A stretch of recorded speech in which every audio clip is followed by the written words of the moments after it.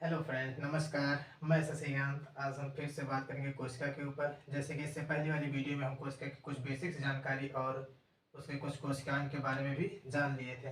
तो आज हम बात करेंगे कोशिका के अगले पार्ट पे। जैसे कि इससे पहले वाली वीडियो में हम कोशिका भित्ति, कोशिका झिल्ली, ribosome, centrosome, गाल्जी body, mitochondria, endoplasmic reticulum और ये केंद्रक की बात कर ली थी। आज हम बात करेंगे आगे जीव द्रव्य। जीव द्रव्य को इंग्लिश में हम प्रोटोप्लाज्म कहते हैं। प्रोटोप्लाज्म की खोज सर्वप्रथम पुरकिंजे नामक एक वैज्ञानिक थे जिन्होंने इसकी खोज की थी। पुरकिंजे नामक वैज्ञानिक ने प्रोटोप्लाज्म की खोज की। प्रोटोप्लाज्म में दो चीज होता है।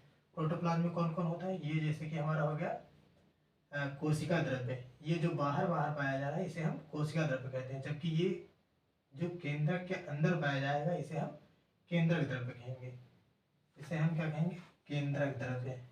ये हमारा क्या है? न्यूक्लियोप्लाज्म। न्यूक्लियोप्लाज्म।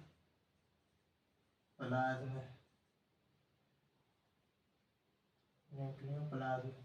और ये हमारा क्या है? साइटोप्लाज्म। साइटोप्लाज्म। तो न्यूक्लियोप्लाज्म और साइटोप्लाज्म को दोनों को संयुक्त रूप से हम क्या कहते हैं? प्रोटोप्लाज्म कहते हैं। न्यूक्लियोप्लाज्म और साइटोप्लाज्म।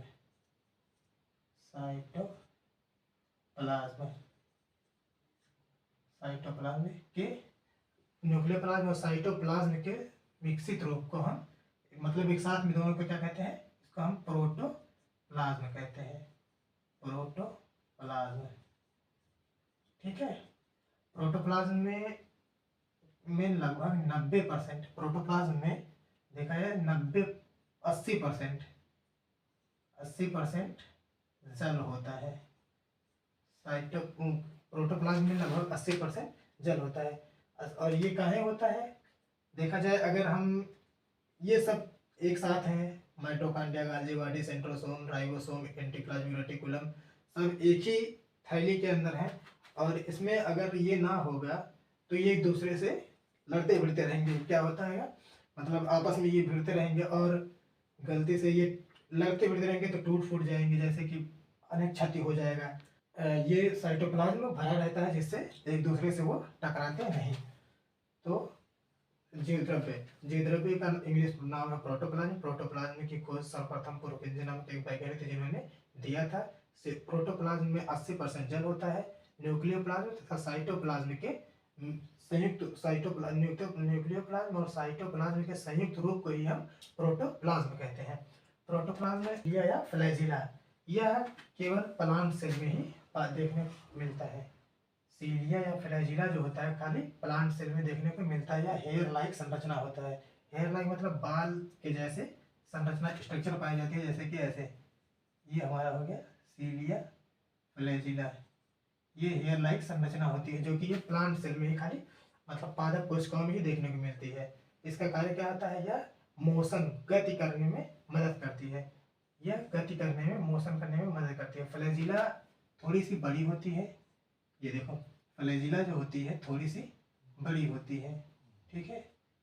फ्लैजिला बड़ी होती है जबकि सीलिया इससे छोटी होती है। फ्लैजिला से छोटी होती है।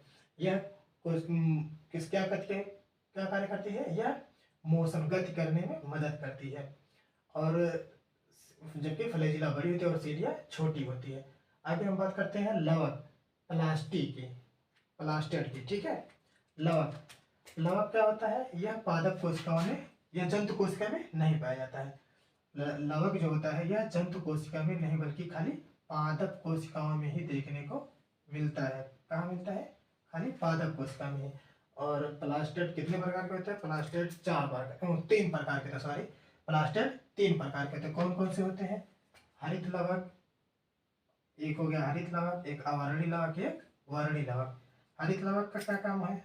हरित लवक जो होता है यह हरित लवक पत्ती और तना में पाया जाता है। कहाँ पाया जाता है? पत्ती और तना में। यह प्रकाश संश्लेषक हरित लवक ही हरित लवक में क्लोरोफिल पाया जाता है। क्लोरोफिल वही पर्णहरित प्रकाश संश्लेषण क्रिया द्वारा भोजन का निर्माण करते हैं। ये हरित लवक से ही भोजन का निर्माण करते हैं पौधे। अवर्णित लवक क्या होता है?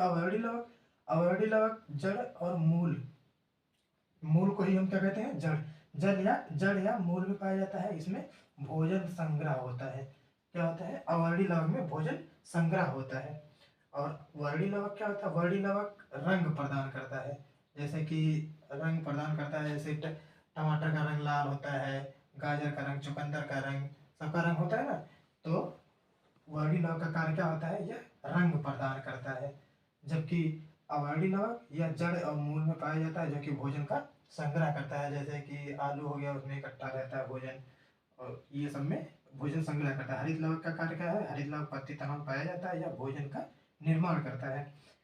जैसे देखो, हरित लवक भोजन निर्माण करता है, अवर्णित लवक संग्रह करता है।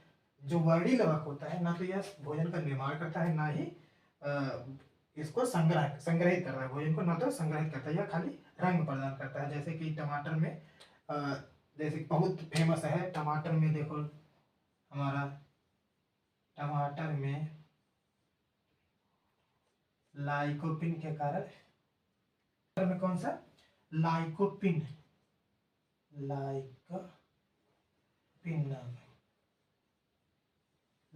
नामक वर्णित लवक होता है, जिसके कारण टमाटर का रंग लाल होता है।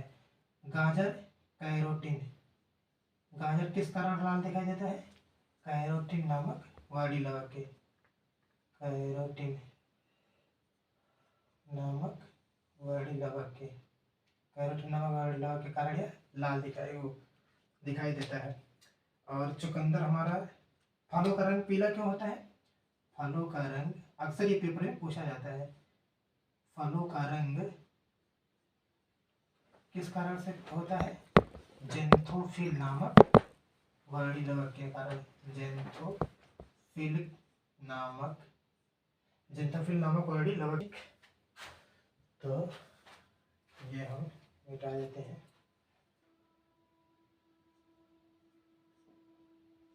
गुणसूत्र, जिसकी इंग्लिश क्या है? क्रोमोसोम।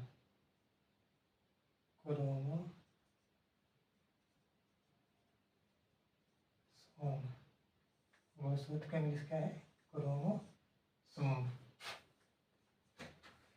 क्रोमोसोम मानव में, या क्रोमोसोम कहाँ पाया जाता है? क्रोमोसोम केंद्रक में पाया जाता है, यहाँ। ठीक, क्रोमोसोम केंद्रक में पाया जाता है, केंद्रक में होता है।